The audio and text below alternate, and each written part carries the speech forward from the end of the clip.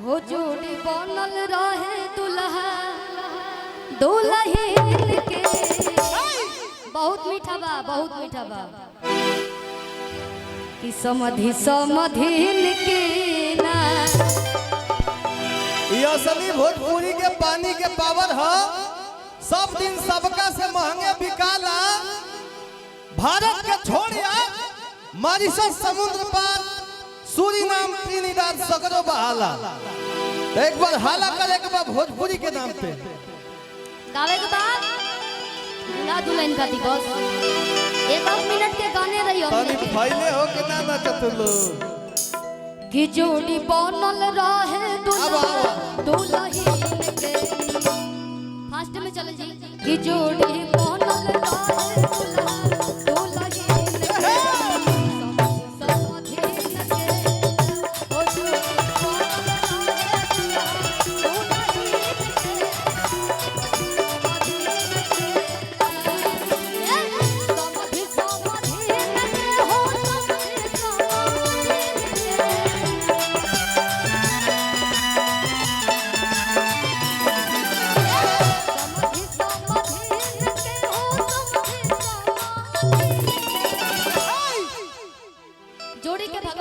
सलामत रखी, पूरा परिवार को खुशहाल रखी।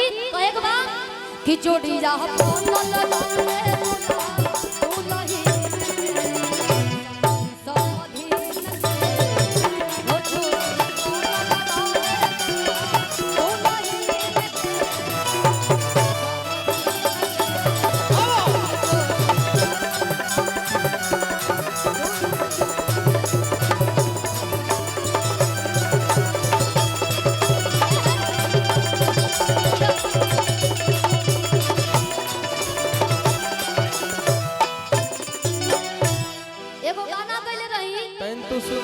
शिल्पी इंगला कहनी आप ही गाइएगा। एक गाना गाए थे यही लोग के देख के तैन तू खा पी के और रहुआ लोग के देख के मतलब होला ना कि सबके अंदर भाव होला एगो।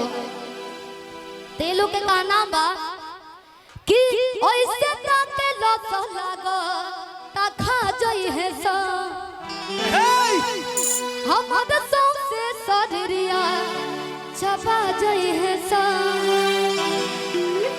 हमने की कहा कि पूरा गाँव में भयल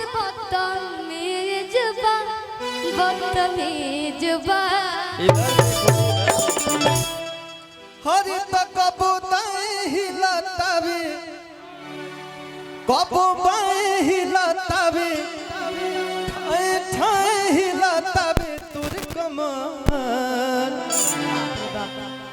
अरे बाप रे बाप प्लास्टर करावे के पड़ जाई का चीज बा। बाकी कहे के बस शिल्पी हर चाहतानी हम परदेश में कमाए सुना प्यारिया हो जाए के न पड़े बाजार से लिया हर तोर तोर कोरिया हो बोलो काका हम कदी रोपनिया रे जा। बोलो घंटा चाहिए। एक सेकंड पीछे आई सब लोग देखा था कि खाली एक ही लोग में बिजी बानी तो सब लोग में बिजी रही उताका तरीके कहीं दुल में तो बोलो काका हम कदी रोपनिया रे जा। कहे के बा कि 3 कट्ठा वलुआ 1.5 कट्ठा भंटा।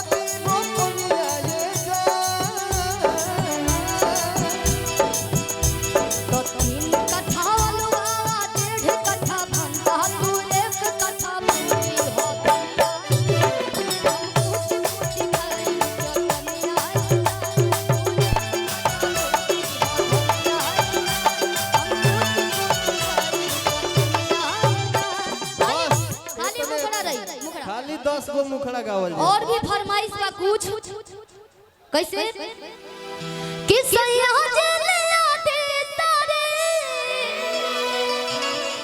अब कोहर गुलाबी आहा गुलाबी गुलाबी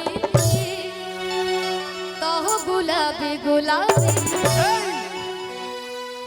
बड़ा परेशानी जानता नहीं, घर के बड़ा पट्टीदारी पूरा दुनिया से लड़ल हो जाला। घर में जब झगड़ा लगेला तो कहो तरी कैसे कि सैया जलिया दे तारे सैया जलिया दे तारे कोहर गुलाबी आहा गुलाबी गुलाबी आहा गुलाबी गुलाबी जवाना में कपड़े धोस रही आहा गुलाबी गुलाबी जवान तारी से धोस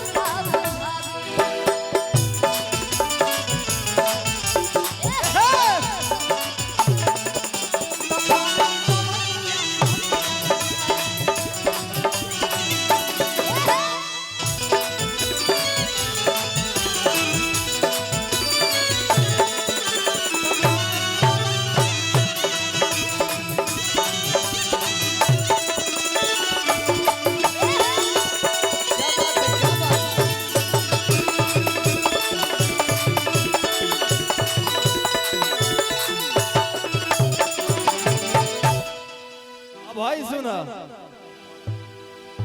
तमाम मीडिया वाला भैया आइल बने, सबके स्वागत बा।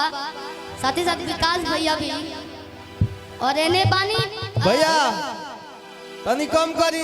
बहुत एक साथ हम शिल्पी मंच पे ना गाइले जाए, काहे से कि इनकर स्केल कुछ और बा, हमारे स्केल कुछ और बा। तनी कम करी दूगो।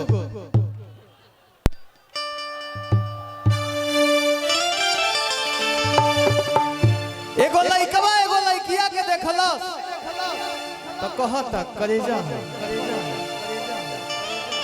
जब तू नजरी के सामने से गुजरत तारू